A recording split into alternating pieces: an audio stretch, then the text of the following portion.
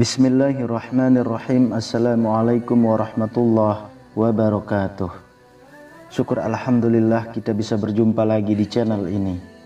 Salawat dan salam selalu dan tetap tercurahkan kepada junjungan kita Nabi besar Muhammad sallallahu alaihi wasallam. Allahumma sholli ala sayyidina Muhammad wa ala ali sayyidina Muhammad. Harapan dan doa saya semoga saudaraku semuanya selalu diberikan kesehatan, dilapangkan rezekinya, diampuni dosa-dosanya, dan dipanjangkan umurnya. Amin ya rabbal alamin. Sahabat beriman yang dirahmati Allah, ada sebuah kisah diceritakan bahwa seorang lelaki melewati sebuah kawasan perkuburan di suatu malam yang kelam dan sunyi.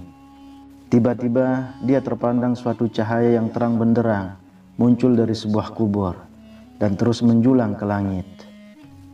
Dia terpegun dan kaku melihat kejadian itu. Dia berpikir kemungkinan kubur ini adalah kubur seseorang yang sangat istimewa. Ia seorang waliullah atau ulama atau orang soleh yang istimewa kedudukannya di sisi Allah Subhanahu wa ta'ala. Kemudian diambilnya sebatang kayu, lalu dipacak di atas kuburan yang bercahaya itu. Keesokan harinya lelaki itu datang lagi ke kawasan perkuburan itu dengan ditemani beberapa orang kampung. Beliau ingin menyelidiki dan ingin mengetahui kubur siapakah yang sangat ajaib itu. Untuk mengetahui dengan lebih lanjut, lelaki itu berkunjung ke rumah keluarga si mayit dan bertemu dengan istrinya, lalu menceritakan keajaiban yang dilihat di perkuburan suaminya. Anehnya, istrinya terkejut dan keheranan.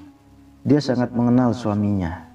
Suaminya bukan siapa-siapa. Suaminya seorang petani biasa saja. Bukan seorang yang alim, bukan seorang ahli ibadah, bukan orang soleh. Apalagi suaminya bukan imam, bukan muazin, bukan guru Al-Quran. Malah suaminya tidak pandai membaca Al-Quran, dan dia tidak pernah mendengar suaminya membaca Al-Quran. Akhirnya lelaki itu bertanya, apakah ada perkara-perkara yang si fulan selalu lakukan dalam kehidupan sehari-harinya? Akhirnya istrinya teringat suatu perkara yang selalu dilakukan oleh suaminya. Setiap kali sebelum tidur pada setiap malam, suaminya selalu mengambil wudhu, kemudian masuk ke dalam suatu ruangan, lalu diambilnya Al-Quran di atas rak, lalu dicium dan dipeluknya dengan penuh kecintaan dan kasih sayang. Dia akan duduk dan membuka Al-Quran itu sehelai demi sehelai seperti sedang membaca. Sedangkan ia seorang yang buta Al-Quran. Dia akan meraba-raba ayat-ayat Al-Quran itu dengan tangannya, seolah-olah sedang menyentuh dan membelai sesuatu yang sangat dikasihinya. Istrinya berkata lagi, ia pernah mendengar rintihan dan esakan tangis suaminya yang sangat sedih, mendayu-dayu dengan penuh penyesalan. Tuhanku, ampunkanlah aku karena aku tidak mampu membaca kalimat-kalimat-Mu ini. Janganlah Engkau hukum aku di atas kebodohanku ini ya Allah. Wahai kalam Allah, maafkanlah kesalahanku. Aku tidak mampu membaca kalimat-kalimat-Mu. Aku tidak dapat bersahabat dengan-Mu. Aku tidak dapat memahami-Mu, tapi aku sangat mengasihi-Mu. Aku sangat mencintai-Mu. Wahai kalam Allah, janganlah Engkau mendakwa aku. Jangan Engkau menuduh aku di hadapan Allah di akhirat nanti. Kemudian lelaki itu meminta untuk melihat Al-Quran kesayangan suaminya itu. Benar saja dan sangat mengharukan. Setelah dia melihat naskah yang mulia itu kelihatan lusuh. Helaian-helaiannya kelihatan sering dibuka berkali-kali. Dan ada bekas-bekas air mata di kertasnya. Tanda seseorang sering menangis berurai air matanya tatkala membuka lembaran yang maha suci itu. Pastinya lelaki ini sangat mulia pribadinya. Hatinya telah bersatu dengan ruh Al-Quran. Dia sangat mengasihi kalimat-kalimat Allah itu dengan sungguh-sungguh. Berarti ia mengasihi Allah dengan seluruh jiwa dan raganya. Sahabat beriman yang dirahmati Allah, marilah kita menghidupkan Al-Quran di dalam masjid kita, di dalam rumah kita, di dalam diri kita setiap waktu, dan luangkan waktu kita setiap hari untuk membaca Al-Quran dan fahami isi-isinya.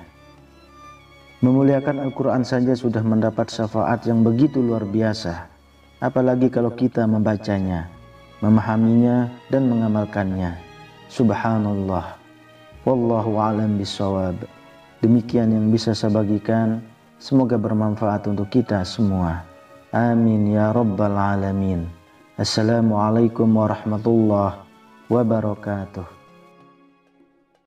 آمن الرسول بما أنزل إليه من ربه والمؤمنون كل آمن بالله وملائكته